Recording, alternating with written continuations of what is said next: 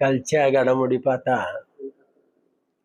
की माझी उमेदवारी फायनल ठेवण्याचं सर्वानुमते ठरलेलं होतं आणि तशा बैठका पण झालेल्या होत्या आणि सगळ्यात सुरुवात अशी होती की ही निवडणूक मोहिते पाटलांना लढावी आणि त्या पद्धतीची चर्चाही झालेली होती. त्यानंतर माझे चिरंजीव जीवन जानकर यांची उमेदवारी फायनल केली, त्यावरती अर्जुनशिव मोहिते पाटलांनी सुद्धा सही केलेली होती. आणि असं असताना 2 दिवसांनी पुन्हा वसंत नानाचा फॉर्म भरणं हे आम्हा सगळ्या मंडळीला खटकणारं होतं. त्यानंतरच्या काल परवाच्या 2 दिवसाच्या घडामोडीमध्ये अंतिमपणानं माझ्या मुलाचीच उमेदवारी त्यांनी फायनल केलेली होती. पण काल 2 ते 2:30च्या दरम्यान वसंत नानांनी आपला मोबाईल स्विच ऑफ केला, नॉट रिचेबल झाले आणि एक तऱ्हेनं म्हणजे मोहिते पाटलांनी माझा केसानं गळा कापला अशा पद्धतीची कालची त्यांची भूमिका राहिलेली आहे. ज्या माणसाच्या पाठीमागं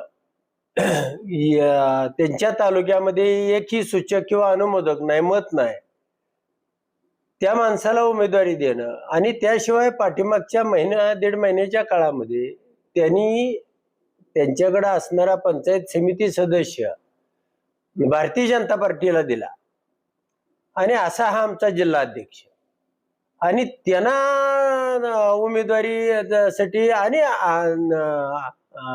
फसवणूक करून आम्हा सगळे फसवणूक करून की माझ्या मुलाची उमेदवारी ठेवायची असताना बरं कोणतरी लढला पाहिजे, स्पार्क पाहिजे, त्याच्यामध्ये सगळ्या आघाड्यावरती या जिल्ह्यामध्ये निवडणूक करणारा पाहिजे आणि अशा माणसाला निवडणूक देणं किंवा उमेदवारी देणं हे अत्यंत चुकीचं आहे त्याला. आणि आम्ही वसंत नाना देशमुखांबरोबर या निवडणुकीमध्ये नाही हे तुम्हाला स्पष्टपणानं सांगू. अजून काही बाकीचे आमदार आहेत, अभिजित पाटलांची पण भूमिका नाही, कोणालाच कोण अभिजित पाटील असतील, नारायण पाटील, हे त्यांना तर अगोदरपासूनच मोहिते पाटलाच्या भूमिका या पटत नव्हत्या आणि काल माझ्यासोबत जे त्यांनी या पद्धतीचा घात केला किंवा दगा दिला तो आम्हाला कोणालाही अपेक्षित नव्हता.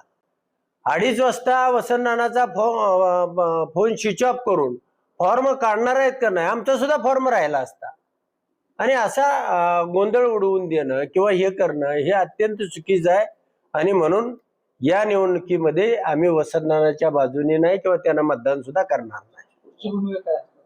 आम्ही वसंत नानाला मतदान करणार नाही.